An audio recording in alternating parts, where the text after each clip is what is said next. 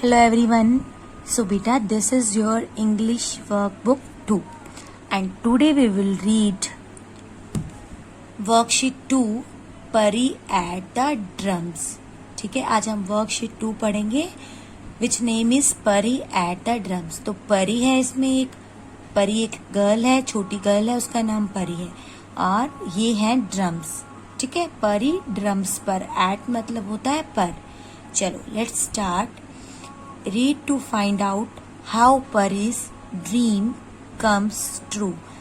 परी का सपना कैसे सच हुआ, यह जानने के लिए पढ़ें. ठीक है, तो आज हम इसमें यह जानेंगे कि परी का सपना कैसे सच हुआ.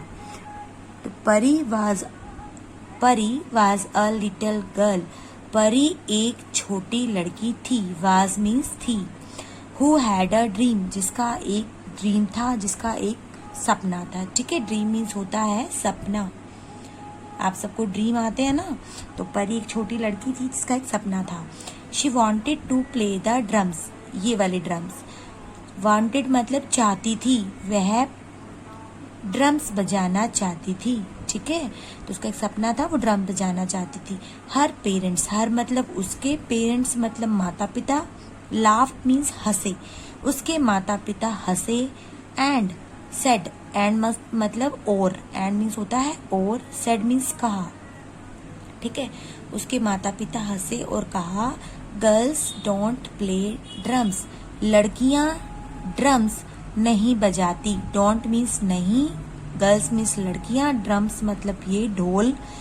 अब प्ले का मीनिंग यहाँ आएगा बजाती. लड़कियां ड्रम्स नहीं बजाती. Only boys can play drums, only मतलब केवल. ठीक है, केवल. बॉयज मतलब लड़के, कैन मीन्स सकते, प्ले मीन्स बजाना, ड्रम्स मतलब यही. तो केवल लड़के ड्रम्स बजा सकते हैं. ठीक है, परी डिड नॉट गिव अप, लेकिन क्या है, परी ने हार नहीं मानी. गिव अप मतलब हार नहीं मानना. परी ने क्या किया, हार नहीं मानी. She got her self 2 stick, उसने अपने लिए 2 स्टिक्स तैयार की. देखो आपको ड्रम्स पर 2 स्टिक दिखाई दे रही है, ये वाली और ये वाली. तो परी ने क्या किया, अपने लिए, हर सेल्फ मतलब अपने लिए 2 स्टिक्स, 2 छड़ियां तैयार की. एंड प्रैक्टिस, और अभ्यास करना शुरू किया. वेयर एवर शी कुड, जहां भी वो कर सकती थी. कुड मतलब सकती थी, वेयर एवर मतलब जहां भी वो कर सकती थी. ऑन बुक्स, बुक्स पर मतलब किताबों पर. ऑन पोट्स, घड़ों पर. एंड पैंस मतलब पैंस जो किचन में यूज होते हैं, बर्तनों पर. और even on the taps and pipes in the bathroom, और बाथरूम के पाइप्स और नलों पर. ठीक है, टैप्स मतलब नल, पाइप्स मतलब जो बाथरूम में पाइप्स होते हैं. बाथरूम मतलब आपको पता ही है, नहाने का कमरा. तो जहां भी वो प्रैक्टिस कर सकती थी उसने वहां प्रैक्टिस की. किताबों पर, पोट्स पर, बर्तनों पर और पाइप्स पर और नलों पर. वेन एवर मतलब जब भी, वेन एवर मतलब जब भी परी हेयर्ड म्यूजिक, हेयर मतलब सुनना, जब भी परी संगीत सुनती, म्यूजिक सुनती. She brought out her stick, वो अपनी स्टिक ले आती. ठीक है, ब्रॉट मतलब ले आना, वो अपनी छड़ी ले आती. And quietly beat out the rhythm, rhythm मतलब ताल. ठीक है, और क्या करता, ताल पर ठोकने लगती. ठीक है, बीट आउट मतलब बजाना. ठीक है, ताल पर क्या करती, जहां भी वो म्यूजिक सुनती तो बुक्स पर या घड़ों पर ऐसे स्टिक को बजाने लगती. ताल पर मतलब म्यूजिक की धुन पर. Then one day something exciting happened. तब, देन मीन्स तब, वन डे मीन्स एक दिन, समथिंग मीन्स कुछ, एक्साइटिंग मतलब रोमांचक, हैपेंड मतलब घटित हुआ. तब एक दिन कुछ रोमांचक घटित हुआ. It was the day of the school concert. Concert होता है बेटा संगीत का कार्यक्रम. तो एक दिन तब एक कुछ रोमांचक घटित हुआ. यह स्कूल के कॉन्सर्ट का दिन था, मतलब संगीत के कार्यक्रम का दिन था. वाज मतलब था. Just as the concert was about to begin, begin मतलब शुरू होना. कॉन्सर्ट शुरू ही होने वाला था.